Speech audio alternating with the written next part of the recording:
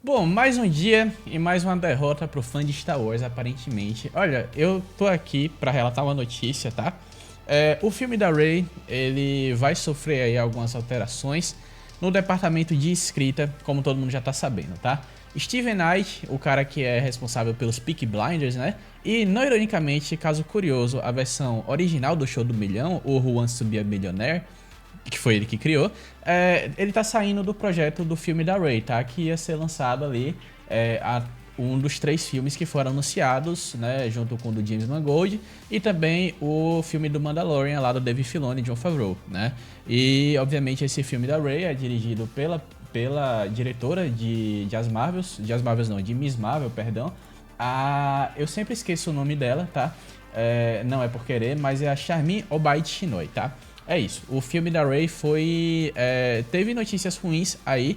E são notícias ruins a ponto de que eu sempre me pergunto não se vale a pena se mover com essa história, porque a gente sabe que, como eu sempre falo, tá? Star Wars tem que estar além das sequels. Então, assim como, de novo, lá no Legends a gente tinha as questões de quando Star Wars acabou, Star Wars se expandiu para após Retorno de Jedi, ele continua as histórias do filho de Luke Skywalker, o filho de Han Solo, o filho de Leia, e por aí vai. Então a história não parou de Star Wars. Então não tem porquê a história de Star Wars parar depois, né, parar antes do episódio 9 ali e não termos mais histórias em relação a isso. Então o filme da Rey é uma boa passada, né, para essa nova geração, essa nova história e por aí vai. Só que eu tô aqui para discutir é o seguinte, tá? Porque essa não é a primeira vez que os escritores mudaram. Então, assim, você já fica um pouco com o pé atrás, não só disso, tá? Mas de outras coisas também que eu vou falar. Mas bora aqui para outra tela que eu vou mostrar para vocês é o seguinte, tá? Como reportado aqui pela Variety, tá? Uma fonte que a gente confia, obviamente, é que o Steven Knight ele saiu do filme da Daisy Ridley, tá? Da Rey. E é o seguinte, mas em março de 2023, o Steven Knight ele já estava substituindo o Damon Lindelof e o Justin Gibson, tá? Então, isso daqui quer dizer que talvez a produção não comece até 2025, então a produção começar em 2025, a não ser que você seja Marvel, que dependa muito do CGI, computação gráfica, efeitos não tão práticos assim, que Star Wars meio que tentou se distanciar, e a gente vê isso com Quarteto Fantástico, por exemplo, que é o próximo filme da Marvel a ser lançado, a gente vê que a data de produção é bem pequena para os filmes da Marvel quando comparado para outros. Então, ou seja, resumindo, em 2025 isso não quer dizer que o filme vai ser lançado se pá até 2027, tá?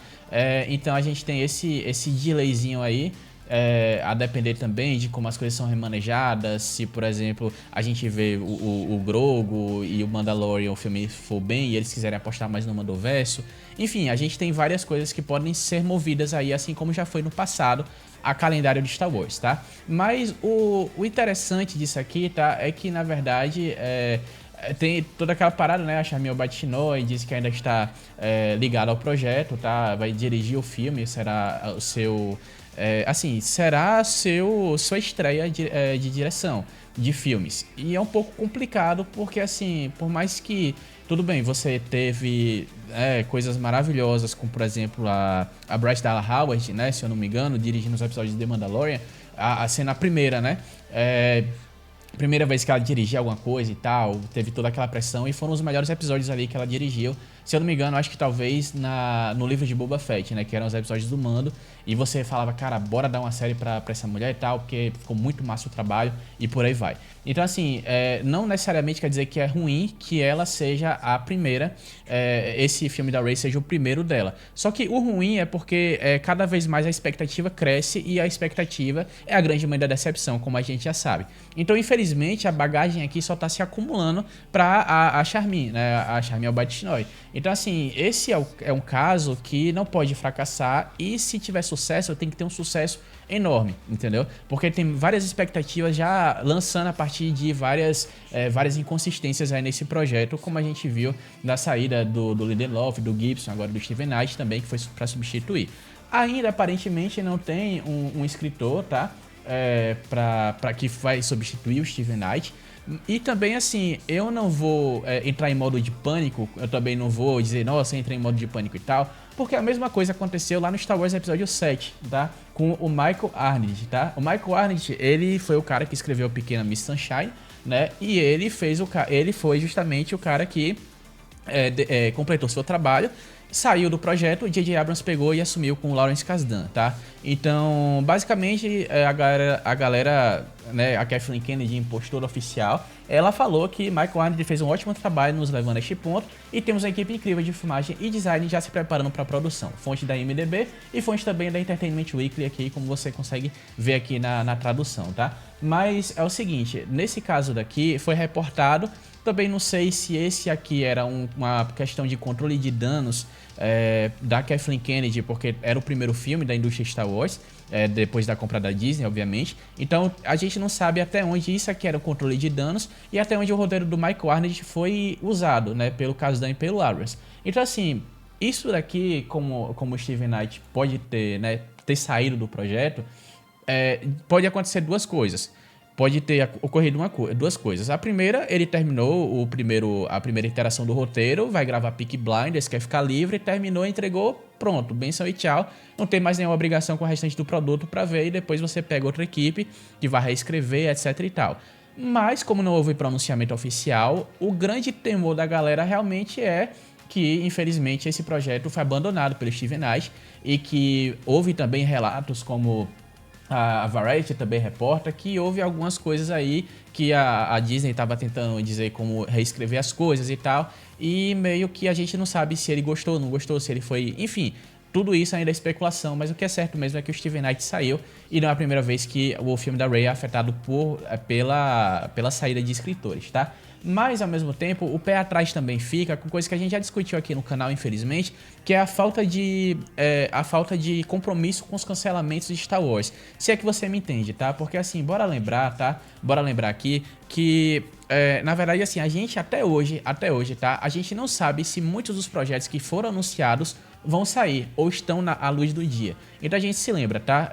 Só de leva, assim, aquela leva da Kathleen Kennedy que foi anunciada na D23 para os investidores, assim como Star Wars infelizmente está fazendo muito isso de anunciar para os investidores e depois correr atrás, vide Star Wars Eclipse no The Game Awards, tá? Que foi o que aconteceu.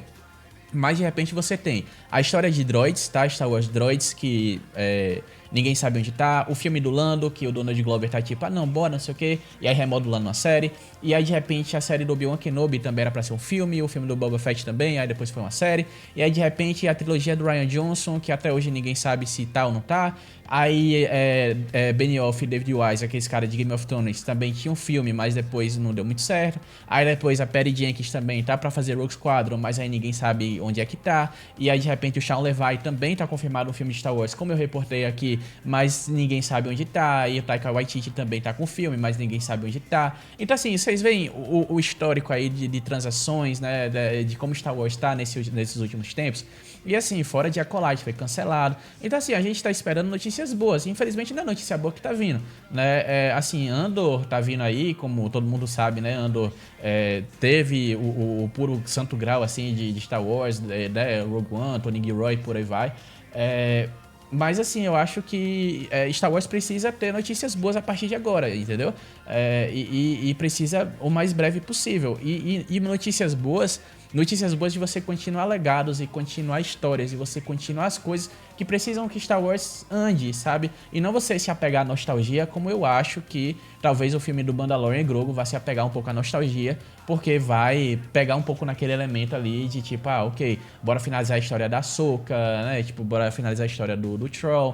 E, tipo, não necessariamente isso é seguir em frente com Star Wars, mas sim, talvez recontar um pouco ali do que a trilogia Tron foi, ou então a duologia Tron foi, quando ele voltou ali dos mortos e por aí vai. Então, assim... Um clone, no caso, né? Então, assim, eu acho que você contar uma coisa nova é muito mais importante agora do que recontar histórias, tá? Então, é isso. Enfim, eu tô divagando aqui porque a notícia principal mesmo foi essa do Steven Knight, mas eu só espero que a partir de agora a gente tenha notícias boas, entendeu? E também eu espero que essa do Steven Knight também tenha sido uma notícia relativamente boa de ele ter saído e não necessariamente dizer que ele saiu por causa de intriga com a Disney ou que intriga com a Kathleen Kennedy e por aí vai. E sim dizer, terminei meu trabalho, toma aí, te vira porque eu tenho outra coisa pra fazer. O filme do Peaky Blinders, entendeu? Então é isso. Mas bora esperar pra ver. Como diríamos aqui no Império, uma vida longa Imperador. Se você quer mais conteúdos como esse, né, vai aí, se inscreve no canal, deixa o like, ativa as notificações, compartilha esse vídeo com a galera se você curtiu, tá bom? E é como diríamos aqui no Império, uma vida longa ao Imperador.